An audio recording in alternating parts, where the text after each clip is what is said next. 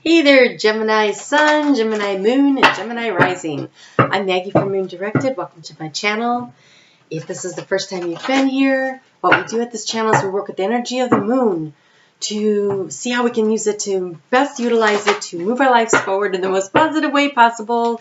It is Mercury in retrograde, and it is in Pisces, and I am a Pisces moon, and oh my gosh. If you are a regular viewer, if you are a subscriber, if you have liked, commented, shared, oh my gosh, thank you so much. You helped me build my channel. I cannot talk. Let's see what Spirit has to say, because clearly I need to shut up. This isn't working out.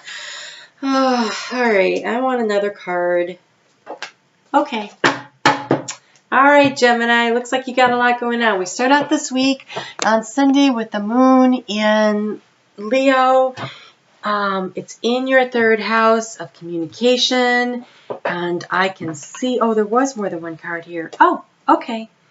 All right. I see what's happening here. All right, lots of things. First off, we have this really over-the-top 10 of Wands. Oh my gosh, do you have a lot going on? It looks like you are so stressed out. And why are you that stressed out?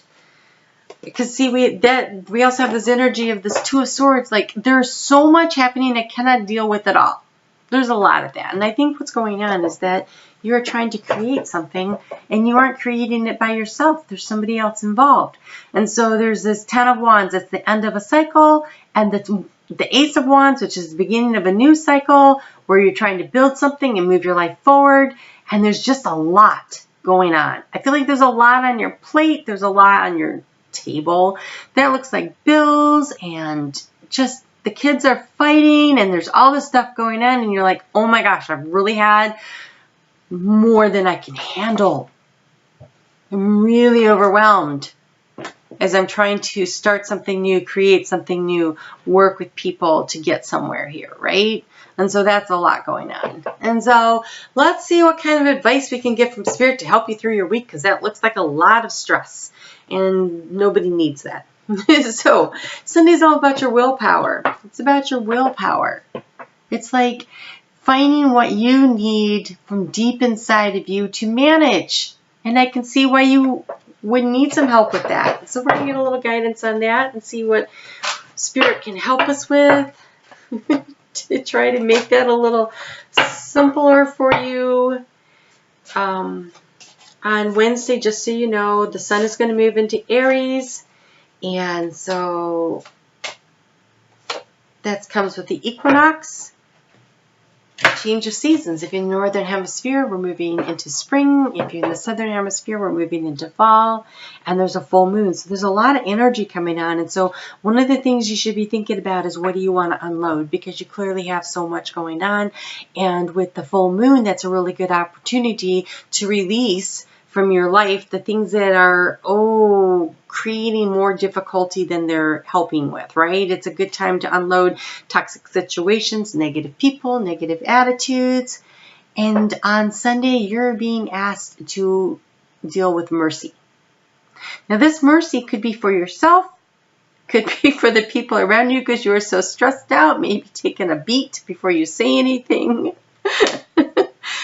Mercy for others, mercy for yourself, mercy just for the situation. It's kind of like this, oh my gosh, divine has a hand in this and it's making me crazy, but I need to take it easy on myself. And then on Monday, focus on the transformation.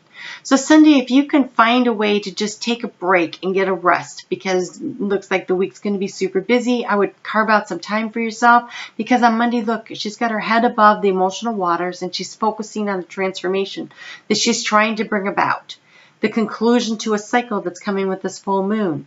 And so extra effort is going to be required. It is, the moon is in detail-oriented, oh my gosh, Virgo. Oh, I'm telling you, this Mercury retrograde is killing me. So that's in your fourth house of home. It's in your nurturing and your mothering and stability. There's a stability that comes with the home, right? And so focusing on the transformation that you're trying to create in that arena. and then you're going to be asked to take some sort of an action. So focusing into an action with that Virgo energy, which is all about really drilling down into the details with Mercury in retrograde, that's even more important. So before you come to this conclusion of the cycle here with this full moon, really take a look at things. And while I'm getting a card from Spirit, if you wouldn't mind hitting that like button, ooh, I'd appreciate it. You have Sever the Vows of Poverty. All right. I want you to look at the first card I saw. There's bills on the table. She is so overwhelmed. She is so overwhelmed in this picture. In order to get this new beginning, to create this, you need to, with this full moon, release yourself from the vows of poverty. You may have made them in another lifetime. If you don't believe that, that's fine. Anytime you say, I never have enough money, that is a vow of poverty. If that is something that is in your current vocabulary, you need to stop doing that. You need to say things like, I always have more than enough. I live an abundant life. I know that I will have everything I need provided for me. These are the kinds of phrases you need to use. And so with this full moon, when you're writing down the things you want to eliminate, you need to sever your vows of poverty. You need to start actively being grateful for what you have, and you need to stop saying things like, I never have enough. That is a vow of poverty. I never have enough. Spirit goes, oh, okay, she never has enough. He never has enough. The words you use create the atmosphere in which you live. So carefully choosing your words would be the action that you are being asked to focus on. So that when you get to this warm moon on Wednesday, it's in your 5th house of creativity, of fun, romance, of your children. It's having faith in this process that something is coming, something better is coming, something is being born. And if all it is that's being born inside of you is this understanding that you can create what you want through teamwork with others, that you have a blank slate because now you've severed those vows of poverty and we don't have to look at those anymore because you've severed the vows. You can start to create what you want. You have the power. And more importantly, this full moon's a supermoon. It's 3rd in a cycle. The last one was the biggest one because it was the closest to the Earth. They're all actually the same size moon, right? But it appears not as big as last month. But it's still a supermoon. It has all this attractive energy. And so you'll really want to choose your words carefully so you're attracting in what you want to attract in as opposed to attracting in more poverty. So, I am grateful that the universe always provides for me. I am grateful that my abundance is increasing. I am grateful for the opportunities that just keep coming at me. I am grateful for the growth I am experiencing. And that's when you get the serendipity. When you choose the words, carefully select the words, and then people will say, oh, look at that, they're just so lucky. No, you are creating it through your words. You are creating it through your intentions. You are creating it through your faith. Remember, this warm moon is about faith. And that's how you get the serendipitous moment where everything just seems to line up. It's like magic and people are like, oh my gosh. It's like, I don't know. It's like when they say, oh, overnight sensation. No, they weren't an overnight sensation. They've been working for years to get where they are. I'm not saying this is going to take years. I am saying that you need to select your words more carefully. And when you start expressing gratitude and confidence in the divine, miracles actually happen and you will notice them and you will see them. And it is such a beautiful moment. So that full moon is at 9:28 p.m. on Wednesday night, Eastern Daylight Time. And it's not until 7 Saturday night at 10:16, Friday night at 10:16, then it moves into Scorpio. And Scorpio is all about taking the time. This moon in this position is about taking the time to self-reflect. Get your head above the emotional waters, clear thinking, looking at what you have done and what you can do better. Really focusing on this transformation. What do you want to attract in? Because you deserve all the pleasures and the joys that life has to offer. You're being asked with this full moon to see through the illusions into truth.